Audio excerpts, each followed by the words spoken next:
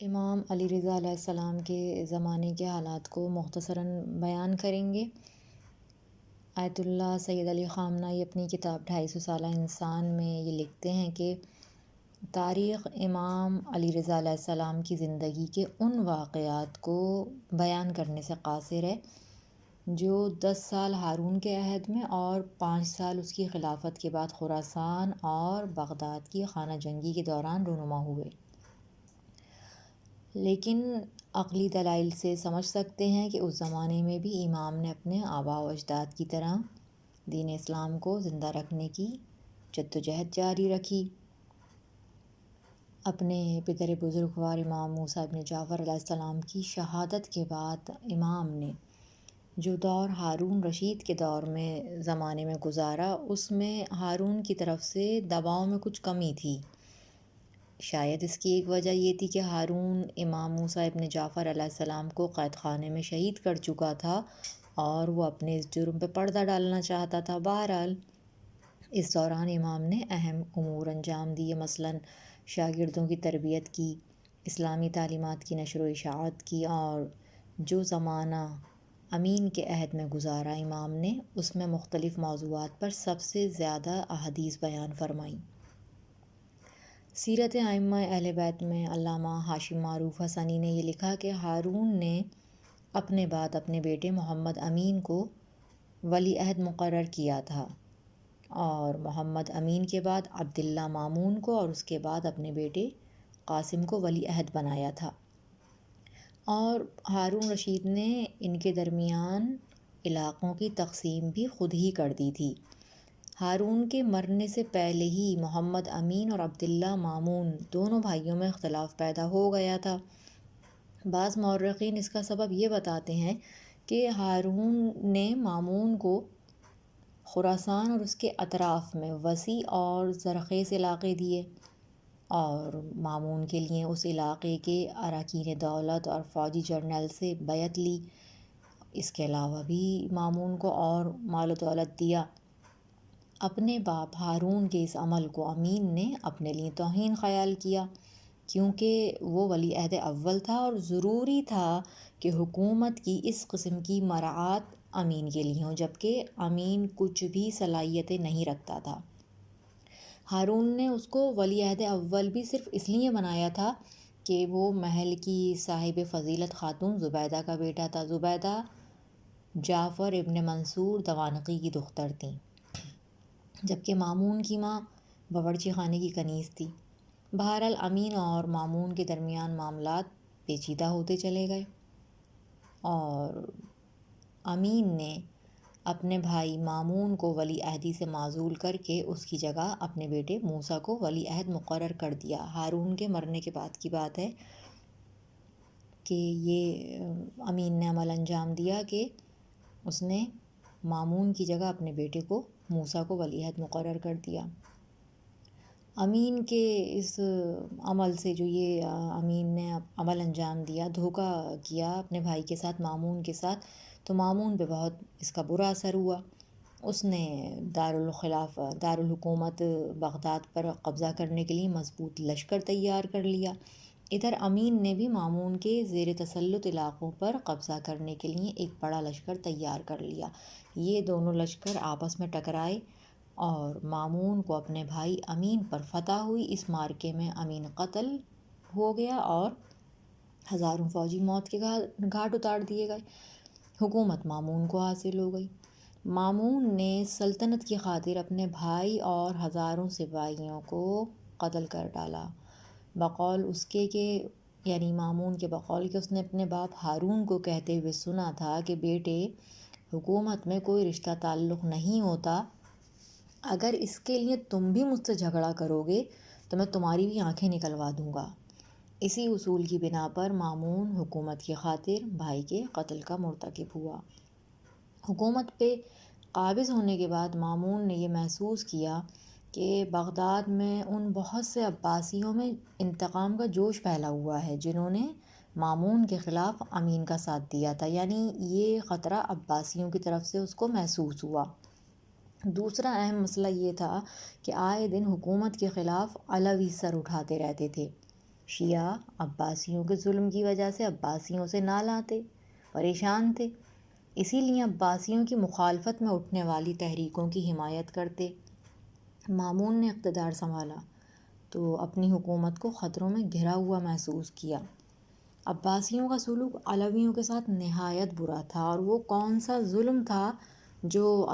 عباسیوں نے علویوں پر، سادات پر نہیں کیا تھا۔ اقتدار کے حصول کے لیے جتنا ظلم عباسیوں نے کیا وہ امویوں کے ظلم سے کسی صورت کم نہیں۔ اس کے علاوہ اگر خود عباسی خاندان کا بھی کوئی فرد عباسی خلافت کا مخالف ہو جاتا تھا تو اس کو فوراً قتل کر دیا جاتا تھا۔ مامون نے اپنے بھائی کو ہی بے دردی سے قتل کر دیا۔ شہید مرتضیٰ مطہری سیرت آل محمد صلی اللہ علیہ وآلہ وسلم میں یہ لکھتے ہیں کہ مامون پڑھا لکھا شخص تھا، تاریخ، حدیث، فلسفہ، ادبیات پہ مکمل عبور اس کو حاصل تھا، طب و نجوم پر بھی خاص مہارت حاصل تھی، اس وقت کا قابل ترین شخص کہہ سکتے ہیں۔ وہ کہتے ہیں کہ شاید سلاطین و خلفاء میں مامون جیسا قابل شخص پیدا ہی نہیں ہوا، مگر اس کے ساتھ ہی ظالم، منافق ترین شخص تھا، اور اس علم کا کیا فائدہ جو استاد کی تعظیم کا درس نہ دے، جسے انسان ظلم و ستم اور گناہ میں استعمال کرے۔ بہرحال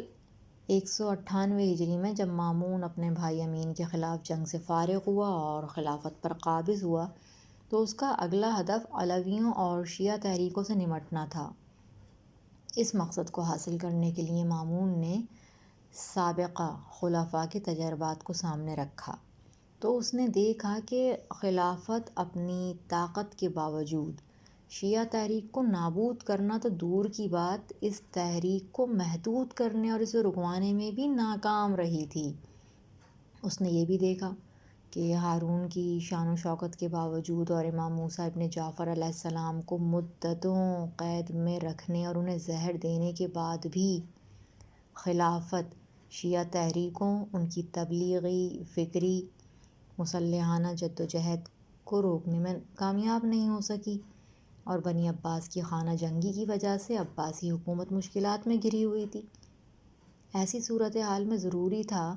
کہ مامون علویوں کی تحریک کے خطرے کی طرف پہلے سے زیادہ توجہ دے۔ علوی اس وقت زیادہ انقلابی سرگرمیوں میں مصروف تھے، سال میں چند مرتبہ ملک کے کسی گوشے میں حکومت کے خلاف تحریک شروع کرتے۔ مامون نے اس خطرے کو بھانپ لیا اور اس کے مقابلے کے لیے تیار ہو گیا۔ مامون نے امام کو مدینے سے خراسان آنے کی دعوت دی اور امام کو ولی عہدی قبول کرنے پر مجبور کیا۔ اس واقعے کی مثال اپنی نوعیت کے لحاظ سے امامت کی پوری تاریخ میں نہیں ملتی۔ مامون کو یقین تھا کہ جب وہ آل محمد علیہم السلام میں سے کسی محترم فرد کو حکومت میں شامل کر لے گا تو عوامی رد عمل میں کمی آ جائے گی، اور جب وہ امام کو قریب لے آیا تو اس نے بہت سے انقلابیوں کو معاف کر دیا اور ایک لحاظ سے فضا خوشگوار ہو گئی، لیکن در حقیقت یہ ایک چال تھی تاکہ دوستی کا حوالہ دے کر انقلابی تحریکوں کو خاموش کرایا جائے اور پھر موقع ملتے ہی ایک ایک کر کے انقلابیوں کو ٹھکانے لگا دیا جائے۔ اب جب کہ وہ امام کو قریب لے آیا تھا، ولی عہد بنا دیا ہے، تو علوی سادات بھی کچھ نہیں کر سکیں گے۔ اگر کسی قسم کا قدم اٹھائیں گے تو لوگ کہیں گے کہ وہ اپنے آقا امام کے خلاف لڑ رہے ہیں۔ یہ مامون کا خیال تھا۔ امام کو ولی عہد بنانے کے بعد مامون نے امام سے محبت کا ڈرامہ کیا اور اس نے اپنے تمام گورنروں کو حکم بھیجا کہ ممبروں سے خطبوں میں امام کے حق میں دعوت دی جائے۔ ظاہر ہے جب حکومت کی طرف سے امام کا ذکر کیا جائے گا، لوگوں کو امام کی طرف بلایا جائے گا، تو علوی سادات حکومت کے خلاف کیوں کر تحریک چلائیں گے۔ مامون نے اپنے فریب کو ہر طرف پھیلانے کے لیے تمام ضروری کارروائیوں کا حکم بھی دے دیا تاکہ علویوں کے ساتھ ہونے والے تصادم سے نجات حاصل ہو سکے اور مامون اپنی حکومت کے معاملے میں شیعوں کی طرف سے مطمئن ہو جائے، یعنی مامون شیعہ تحریکوں کو کنٹرول کرنا چاہتا تھا۔ اس کے بعد مامون کو کوئی بھی نظر نہیں آیا جو اس کی حکومت کے لیے خطرہ بن سکتا تھا۔ صرف وہ عباسی جو مامون کے خلاف امین کی مدد کر رہے تھے، مدد کی تھی، بس یہ لوگ تھے۔ مگر یہ لوگ مامون کے لیے اس وقت تک خطرہ نہیں بن سکتے تھے جب تک کہ مملکت کا بڑا حصہ مامون کے قبضے میں تھا۔ ایک سوال کہ ائمہ کرام علیہم السلام ان شیعہ تحریکوں کی قیادت خود کیوں نہیں سنبھال لیتے تھے؟ اس کا جواب یہ ملتا ہے کتب میں،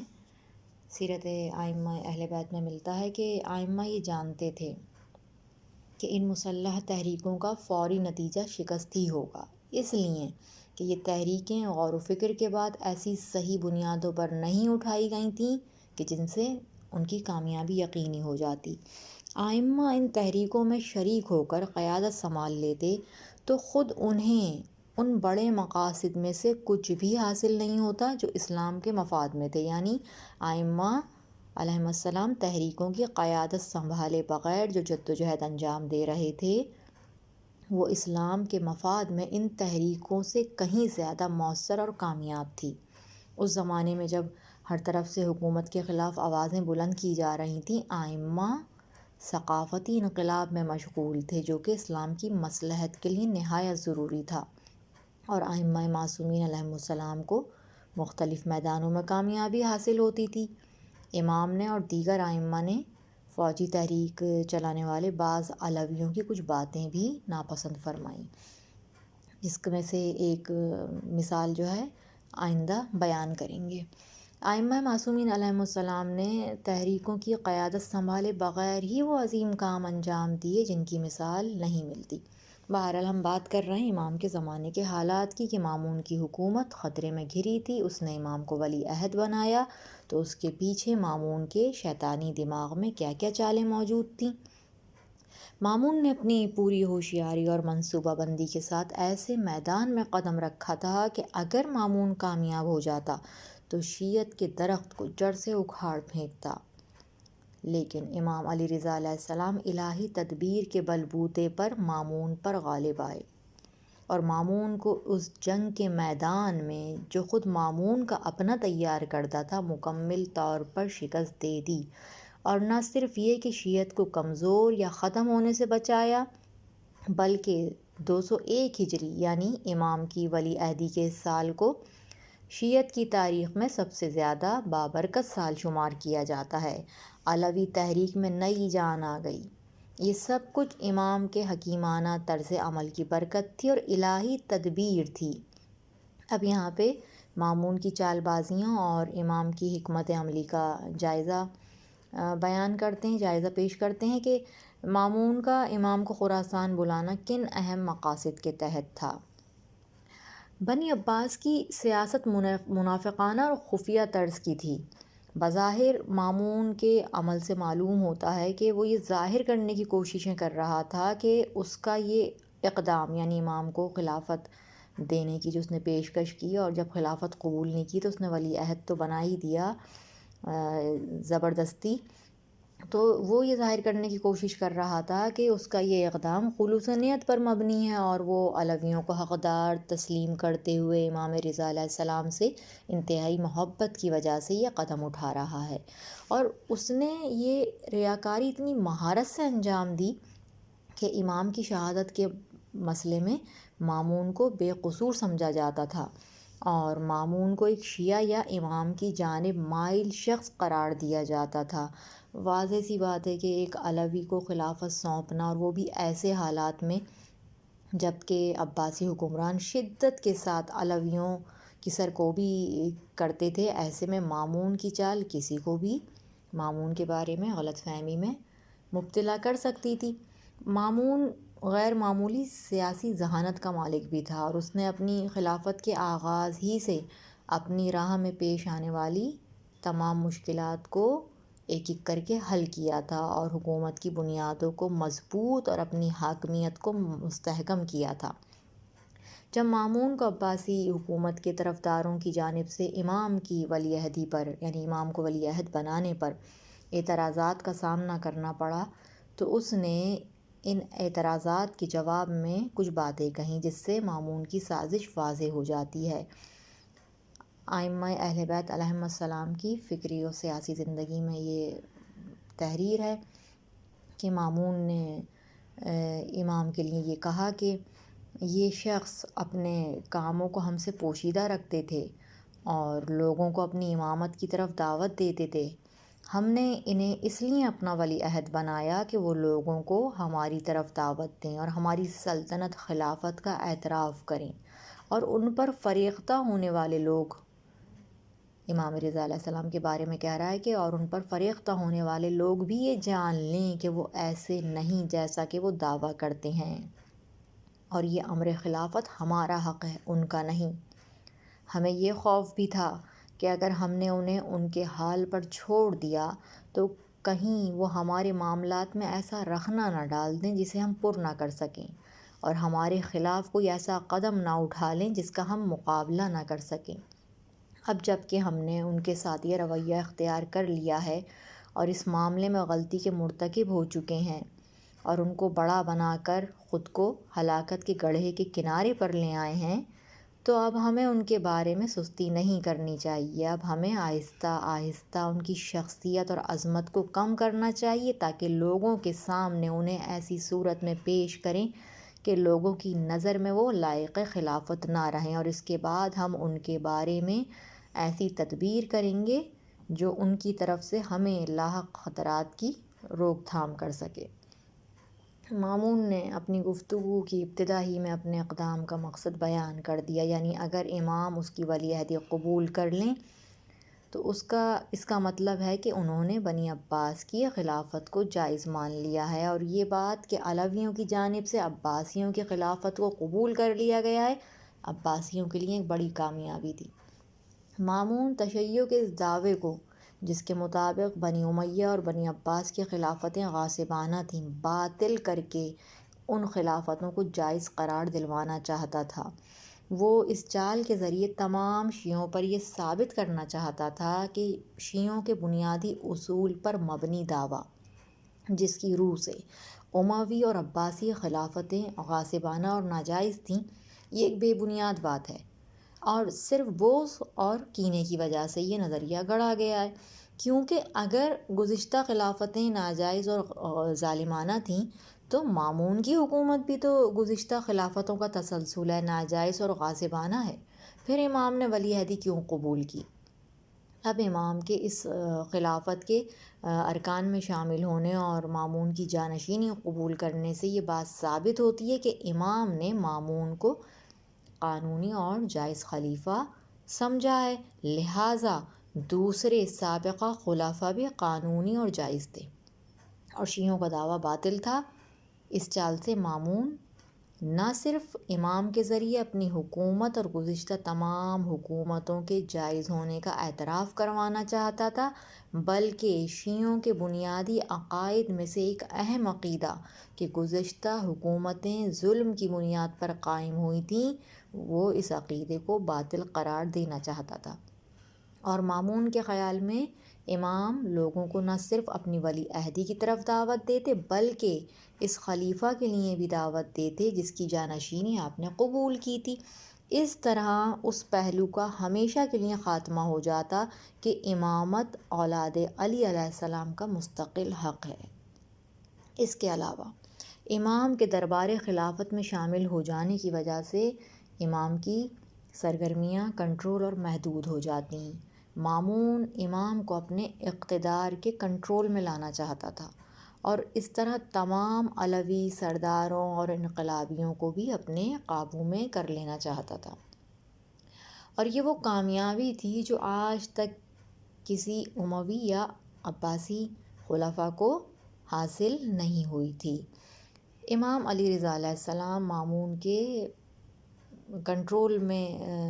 جنگل میں تھے اور ان پر متعدد جاسوس اور محافظ مقرر کیے ہوئے تھے اس نے، تاکہ وہ امام کی خبریں مامون تک پہنچائیں۔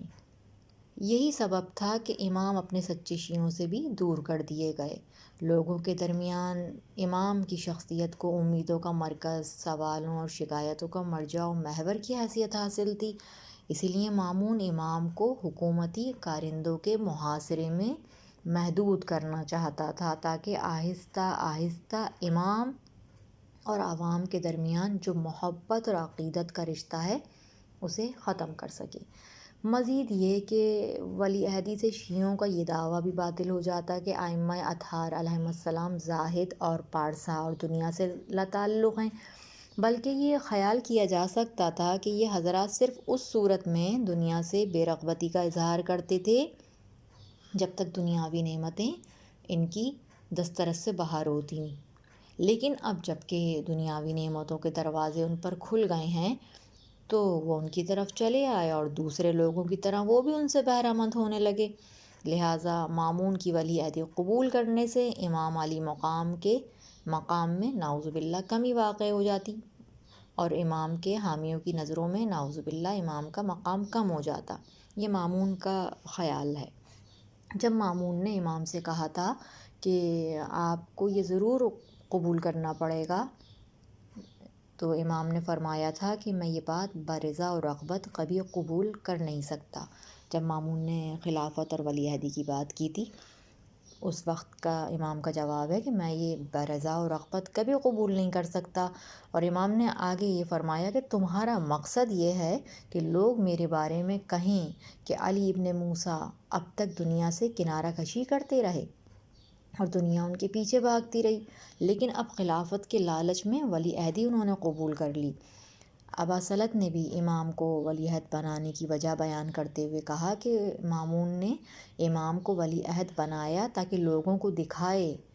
کہ وہ یعنی امام نعوذ باللہ دنیا پرست ہیں، اس طرح لوگوں کی نظروں میں امام کا مقام کم ہو جائے۔ چونکہ لوگ ہمیشہ علویوں اور خاص طور پر ائمہ اہل بیت علیہم السلام کے لیے خاص احترام کے قائل تھے، یہی وجہ تھی کہ ان پر غیر معمولی اعتقاد اور اعتماد کیا کرتے تھے۔ ان کے تقدس کے باعث لوگوں میں ان کے سامنے تسلیم کے جذبات پیدا ہو جاتے تھے۔ مامون کی کوشش تھی کہ ائمہ کے اس تقدس کو ختم کر کے انہیں ان عام انسانوں کی طرح پیش کرے جو اقتدار پر فائز ہو کر ظلم و ستم کے مرتکب ہوتے ہیں، اور جیسی خلافت اور سیاست بنی امیہ اور بنی عباس نے کی، لوگوں کی نگاہ میں خلافت و سیاست ایک قسم کی برائی سمجھی جاتی تھی،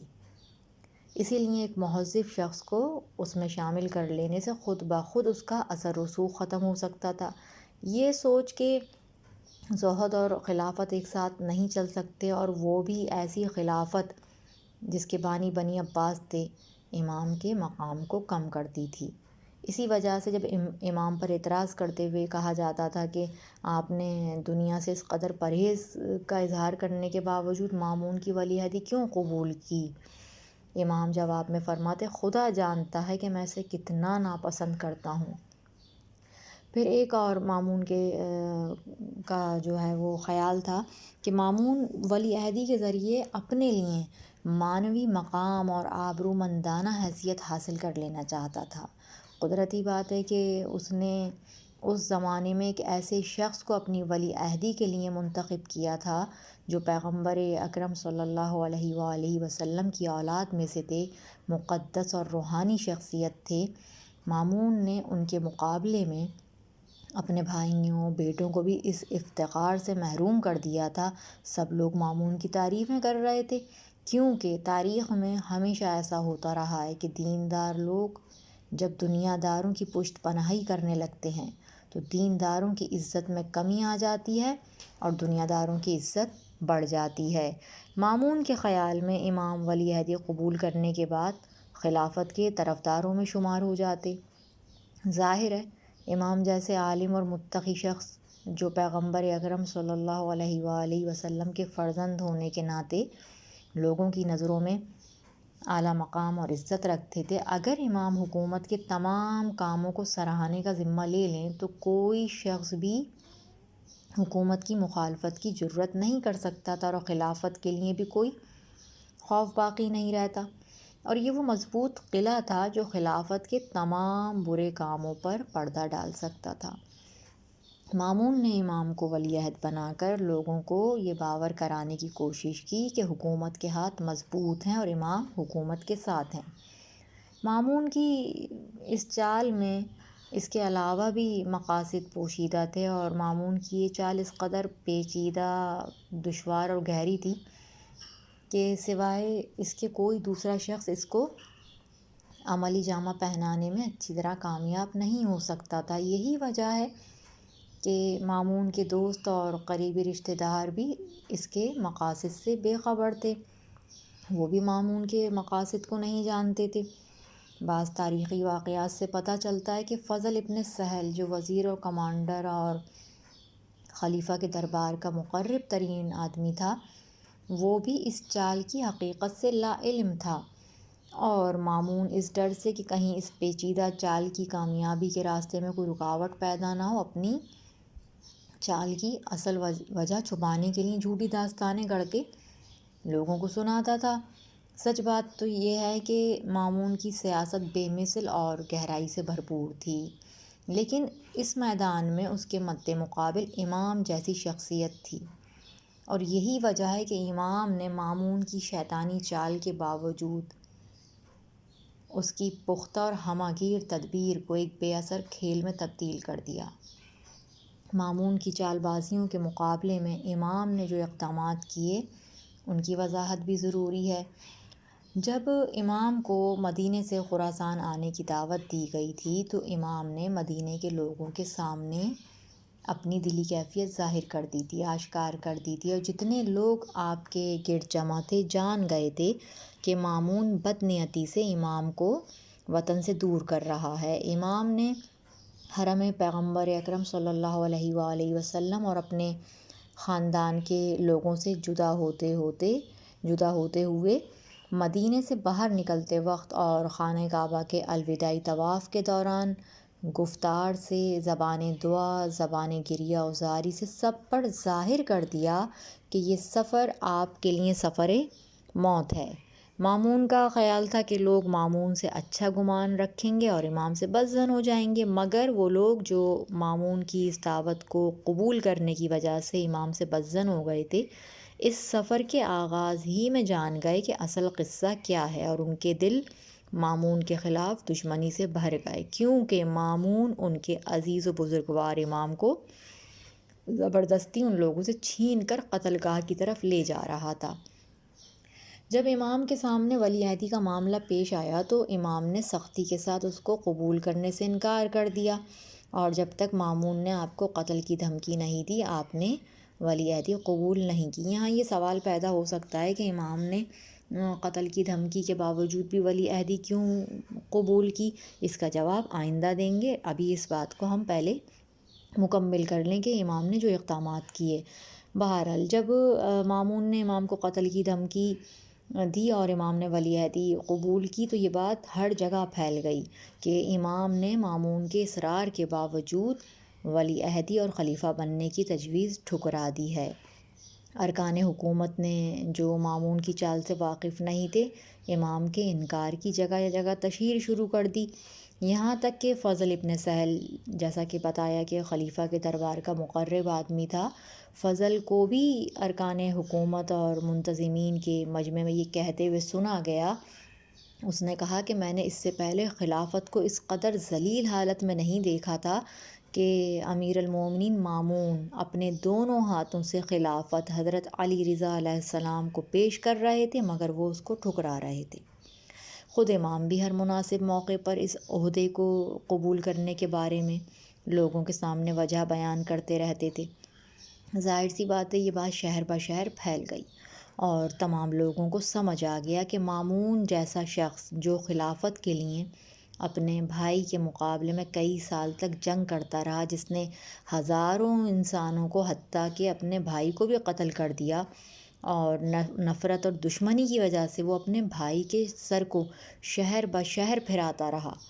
لیکن اس زمانے میں ایک انسان ایسے بھی ہیں جو ولی عہدی کو بے پرواہی کی نگاہ سے دیکھتے ہیں اور قتل کی دھمکی کی صورت میں قبول کرنے پہ تیار ہوئے ہیں، اور وہ ہیں امام علیہ السلام۔ ایک اہم استدلال جو امام نے مامون کے سامنے پیش کیا اور مامون بری طرح پھنس گیا کہ یا تو وہ اپنے آباء و اجداد کے لیے خلافت کے حق کا انکار کرے یا پھر امام سے ولی عہدی کا اصرار نہ کرے۔ مامون نے جب امام سے کہا کہ خلافت آپ کو دے دوں اور آپ کی بیعت کر لوں، تو امام نے فرمایا اگر یہ خلافت تمہاری ہے اور خدا نے اسے تمہارے لیے قرار دیا ہے تو اس صورت میں تمہارے لیے جائز نہیں کہ تم اس لباس کو جسے خدا نے تمہیں پہنایا ہے اتار کر دوسرے کے حوالے کر دو۔ اور اگر خلافت تمہاری نہیں ہے تو اس صورت میں تمہارے لیے جائز نہیں کہ جو چیز تمہاری ہے ہی نہیں تم اسے دوسروں کے حوالے کر دو۔ اور پھر ایک سوال یہاں پر یہ بھی آ جاتا ہے کہ جب خلافت اگر تمہاری نہیں ہے تو پھر تم اس پہ قابض کیوں ہو؟ بہرحال امام نے ولی عہدی کو صرف اس شرط پہ قبول کیا کہ آپ حکومت سے متعلق کسی کام میں مداخلت نہیں کریں گے، یعنی امام مامون کی حکومت کو جائز نہیں سمجھتے، اس کی کسی قسم کی مدد کرنے پر تیار نہیں۔ یہ شرط اس بات کی نشاندہی کرتی ہے کہ امام نہیں چاہتے تھے کہ موجودہ حالات اور حکومت کی طرف سے کیے جانے والے کاموں کی ذمہ داری اپنے کاندھوں پر لیں اور لوگ یہ گمان کریں کہ حکومتی معاملات امام کی نگرانی میں چلائے جاتے ہیں یا امام کا ان میں کوئی عمل دخل ہے۔ ظاہر ہے ایسی صورت میں کوئی آپ کو مورد الزام نہیں ٹھہرا سکتا تھا، کیونکہ جو مسائل مملکت میں پیش آ رہے تھے اور جن احکامات پر عمل ہو رہا تھا ان سب کا ذمہ دار مامون ہی کو سمجھا جاتا۔ امام نے مامون سے اپنی یہ بات منوا کر بہت بڑی کامیابی حاصل کی۔ امام کی اس شرط کے بعد کہ مملکت کے تمام مسائل اور معاملات کے ذمہ دار پہلے کی طرح اب بھی مامون کو سمجھا جائے گا، کیونکہ 200 سالہ انحرافات کے نتیجے میں جو خرابیاں پیدا ہو چکی تھیں امام انہیں قبول نہیں کر سکتے تھے۔ مامون نے یہ سمجھا کہ چونکہ یہ مسئلہ ابھی تازہ ہے اس لیے اس نے شرط معمولی سمجھ کے قبول کر لی اور یہ سوچا کہ بعد میں آہستہ آہستہ امام کو سرکاری کاموں کی طرف مائل کر لے گا۔ ظاہر سی بات ہے کہ اگر امام اپنی شرط پہ قائم رہتے تو مامون کے تمام منصوبوں پر پانی پھر جاتا اور اس کے سارے مقاصد نابود ہو جاتے، اور ایسا ہی ہوا کہ امام اپنی شرط پہ قائم رہے اور مامون کے منصوبوں پر پانی پھر گیا۔